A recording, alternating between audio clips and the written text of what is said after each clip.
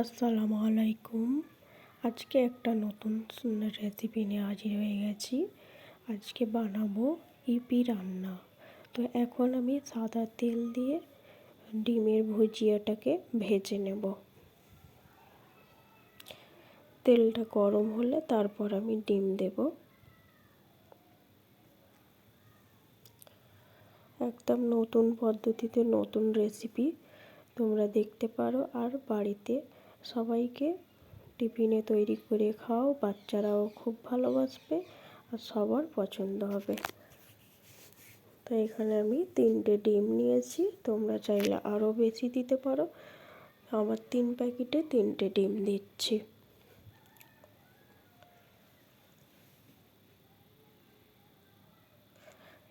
দিয়ে ভালো করে ভুজিয়া করে নেব।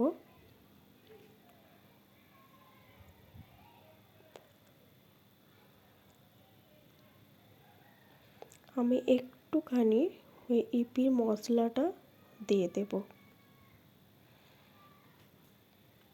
দিয়ে ভালোভাবে ভুজিয়া করে নেব।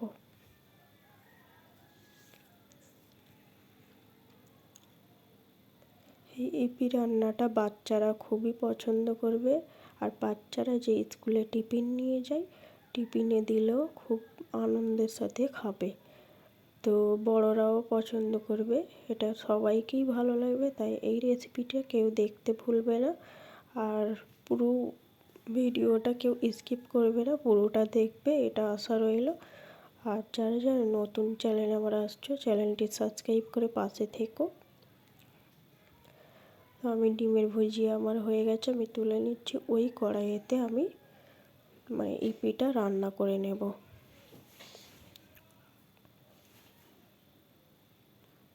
তো এখন আমি সাদা তেলেই রান্নাটা করব। তো এখানে আমি কাঁচা লঙ্কা 3টে কুচিয়ে নিয়েছি, টমেটো আর পেঁয়াজ 2টো বড় সাইজের কুচিয়ে নিয়েছি। তেল গরম হতে আমি দিয়ে দিলাম। এবারে ভালো করে আমি লাল করে নেব।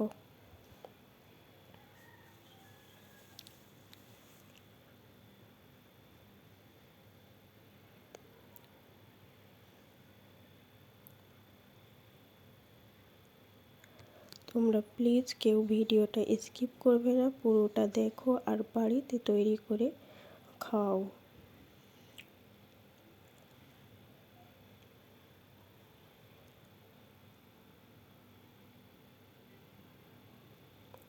দিয়ে দেব অল্প করে একদম লঙ্কার গুঁড়ো দিচ্ছি।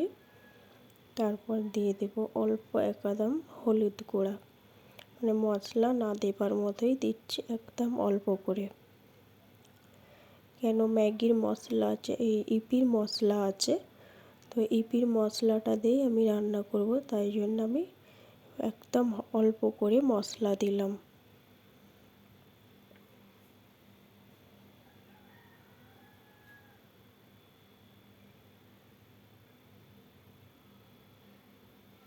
ভালোভাবে লাল করা হয়ে গেছে, দেখতেই পাচ্ছ।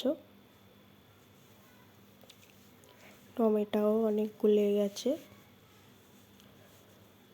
এখন আমি দিয়ে দেব ইপির সব মশলাগুলো। 3 প্যাকেট ইপির মশলা, 3টে প্যাকেটই আমি দিয়ে দিচ্ছি।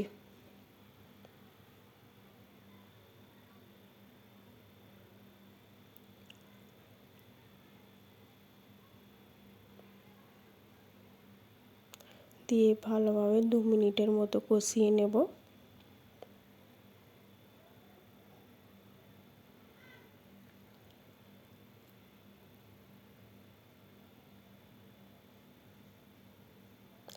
এবারে আমি পরিমাণ মতো জল দিয়ে দিচ্ছি। আমার যতটা জল লাগবে 3 প্যাকেট অনুযায়ী আমি ততটা দিয়েছি। তোমরা যদি বেশি করো বেশি জল দেবে, আর কম করলে কম দেবে। কেউ যদি এই মাপের করো তাহলে এইরকমই মাপ করে জলটা দেবে।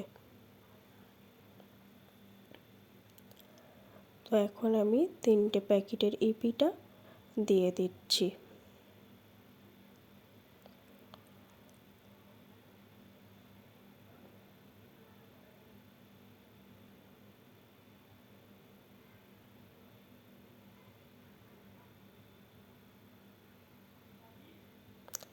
তোমরা যারা যারা আমার ভিডিও দেখছো তোমাদেরকে অসংখ্য ধন্যবাদ। এইভাবেই পাশে থেকো আর সব সময় ভিডিও দেখে দিও, আমিও তোমাদের ভিডিও দেখব। আর যদি ভিডিও দেখো আমারও ভিডিও বানাতে ভালো লাগবে। তো এখন ঢাকনা দিয়ে আমি সিদ্ধ করে নিয়েছি 15 মিনিটের মতো। এখন আমি ঢাকনা খুলে দেখব, অনেকটাই জল শুকিয়ে গেছে। এইভাবে আলতো করে একবার নেড়ে চেড়ে আমি দেখে নিচ্ছি কতটা কি সেদ্ধ হয়েছে কিনা। তো এখন আমি সেই ভেজে রাখা ডিম ভুজিয়াটা দিয়ে দেব।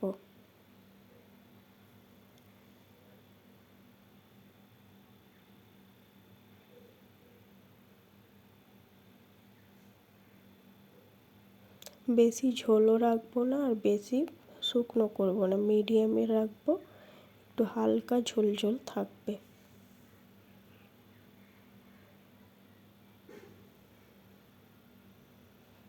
ভালোভাবে ডিমের ভুজিয়াটা মিশিয়ে দিয়েছি। এবারে আমার রান্নাটা অনেকটা প্রায় হয়েই যাবে, 5 মিনিটের মতো আর ঢাকনা দিয়ে রেখে দেব। তারপর 5 মিনিট পর আমি ঢাকনা খুলে দেখছি। তো এখন আমার রান্নাটা হয়ে গেছে। এখন আমি একটা চিজ দিয়ে দেব।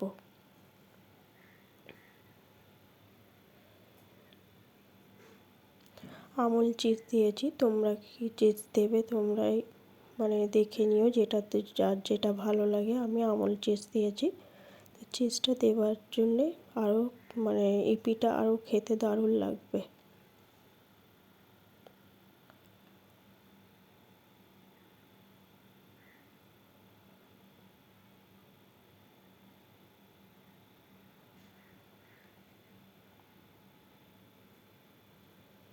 তো আমার এখানে চিজ দেওয়া হয়ে গেছে। এখন আমি তোমাদেরকে ভালো করে কাছ থেকে দেখাচ্ছি। দেখো দেখো কতটা সুন্দর লাগছে, আর খেতেও মাশাআল্লাহ সুন্দর হয়েছিল। তোমরা বাড়িতে কেউ তৈরি করে খাও, সত্যি খুবই ভালো লাগবে। আজকের ভিডিও এই পর্যন্ত। সবাই ভালো থেকো, টাটা, আল্লাহ হাফিজ।